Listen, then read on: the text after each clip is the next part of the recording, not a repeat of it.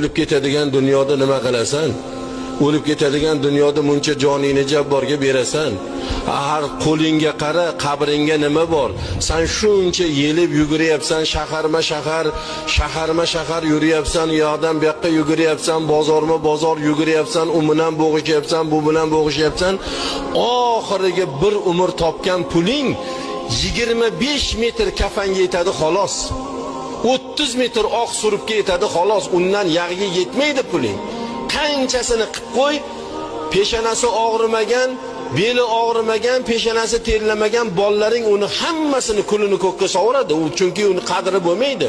O'shaning uchun birodarlar, qabrni harakatini Alloh taborak va taolo shuni aytayaptiki, har bir inson Allohdan qo'rqsin, qabri uchun nima tayyorgarlik qilganiga qo'liga qarasin. Qani bugun nimamiz bor qabrimizga? 5 mahal namozimiz